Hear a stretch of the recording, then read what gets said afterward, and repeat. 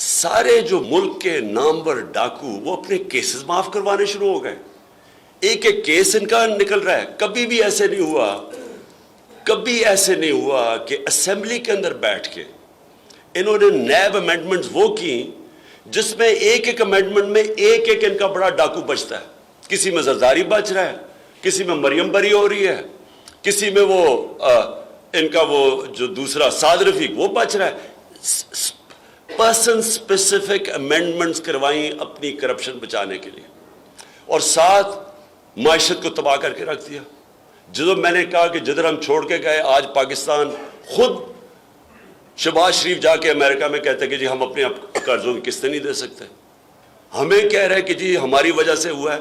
ہماری وجہ سے تو آپ کی اکنامک سروے کی آپ کے پاس رپورٹ ہے, چیک کر لیں کہ کون سا پاکستان ہم چھوڑ کے گئے تھے اور کون سا آپ 2018 میں چھوڑ کے گئے تھے. ساری آپ کے پاس سروے رپورٹس ہیں.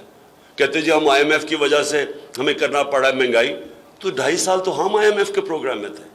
انہوں نے کہا جی عالمی مہنگائی ہے. ہمارے دور میں زیادہ عالمی مہنگائی تھی. اصل تو مہنگائی تیل کی وجہ سے ہوئی ہے. ہمارے دور کے اندر تیل کی قیمت $130 سے 115 تک گئی ہے. آج وہ $90 پہ ہے تیل انٹرنیشنل مارکیٹ میں. تو آج تیل ڈیزل اور پٹرول کی قیمت دیکھیں, بجلی کی قیمت دیکھیں, ہمارے دور میں دیکھیں کون سی قیامت آ گئی تھی.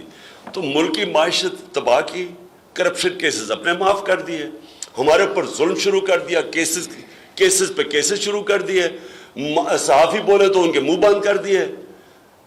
یہ جو اس کی جو شہادت ہوئی ہے ارشد شریف کی, اس سے زیادہ ظلم کب ہوا پاکستان میں. اس کو وہاں سے دبئی سے واپس بگوا رہے تھے, اس لیے وہ کینیا گیا اپنی جان بچانے کے لیے. اسے پتا تھا کیا کرنے لگے. میں اس لیے جو اپنی یہ جو میری مارچ ہے یہ کوئی پالیٹکس نہیں ہے. میں یہ سمجھتا ہوں کہ یہ ملک کی فیوچر کے لیے ہم لڑ رہے ہیں. ہم اب پاکستان کے مستقبل کی جنگ لڑ رہے ہیں. یہ پالیٹکس سے بہت اوپر چیز ہے. یہ آزادی کی جنگ ہے, ان چوروں سے آزادی کی, اور یہ جو بیرونی سازش کے تحت ہمارے اوپر بٹھائے ہوئے ہیں ان سے آزادی کی یہ جنگ ہے. اب یہ جو جہاد ہے یہ فیصلہ کرے گی کہ پاکستان نے جانا کدھر ہے. کیا ان چوروں کی غلامی کرنی ہے یا ایک آزاد خود مختار ایک باعزت ملک بن کے رہنا ہے. یہ تو اس کا فیصلہ اب ہوگا.